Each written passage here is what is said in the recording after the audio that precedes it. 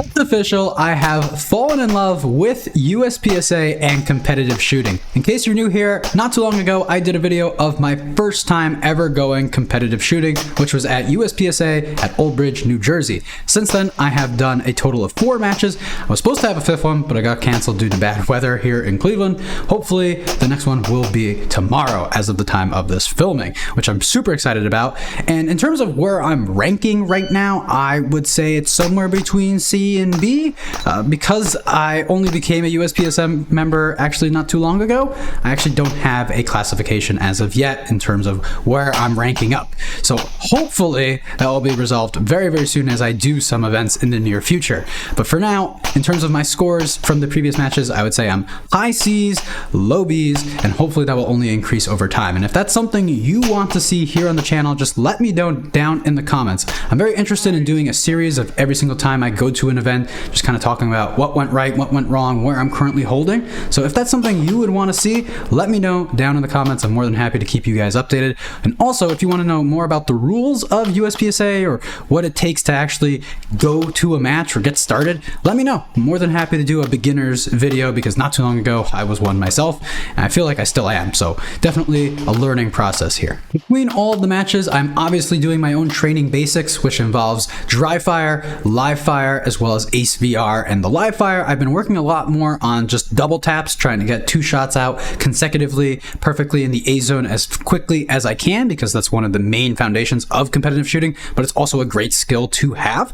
And by being able to make follow-up shots as quickly as possible in a precise manner. And then also I'm working on my transitions, which is also an amazing skill to have no matter what, which is basically moving from target A to target B, getting shots on both targets in as quickly amount of time as possible. And then AceXR, in case you didn't know, I've already done videos of that on the channel, but it's super exciting and it's a virtual program. Essentially, if you have a MetaQuest headset, you can get a handset for it, which allows you to basically have a realistic firearm inside of a virtual program. And it's super cool. And they actually have real USPSA courses in there, which is really awesome to be able to practice those and then actually do them in real life. Now let's talk about why I am a C or B class shooter and not a Grandmaster, which it's going to take a little while to get there. Hopefully, if you guys want to see that again, let me know. But I am having some trouble with stage planning. I would say that's where I'm mostly falling apart. I find that as I'm actually starting a stage, I kind of forget the plan or I lose track of which target I've already shot, and I find out later, oh, you shot that target 4 times because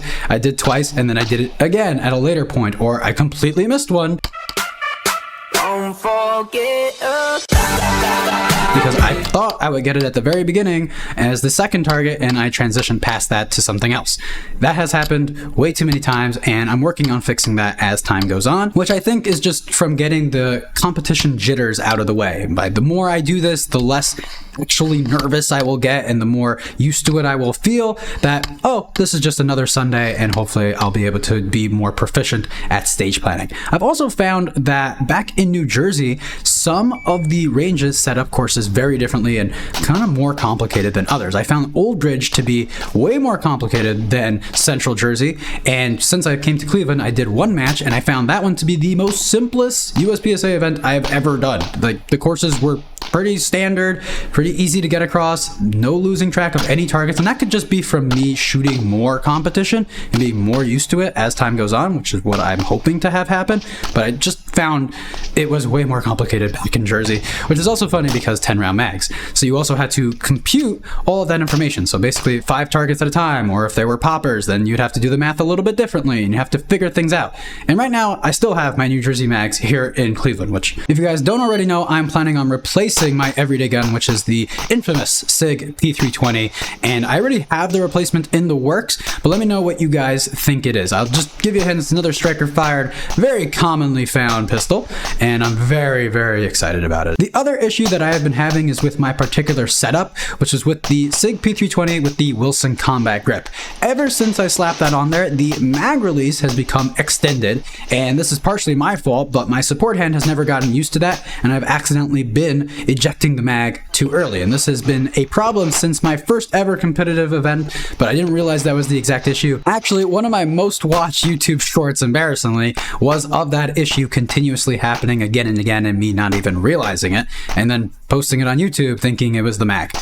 we live and learn, right? So since then, I've actually changed back to the regular Sig P320 grip because the mag release is not as extended and I do not over push with my support hand into the point of dropping that down. Hopefully when I get my new EDC gun, that's going to be resolved either way, but that has been costing me a lot on stages, especially here in Cleveland where I only have 10 rounds to begin with, and so now I have to do another reload on top of that. It's the worst thing that could possibly happen. I want to be transparent and honest with you guys, so I am going to tell you two quick stories, one of them being scary and one of them being very stupid on my part. So the first one being scary is I was just on the course. I don't have footage on this, unfortunately, because I was not the one who was doing the shooting, and so I don't film everyone that's up, but this person was drawing from an appendix holster. They were regularly shooting the competition, and on the very last stage of the day, unfortunately, when they pulled the gun out, they put their finger on the trigger a little bit too early and pulled one off, but the gun was thankfully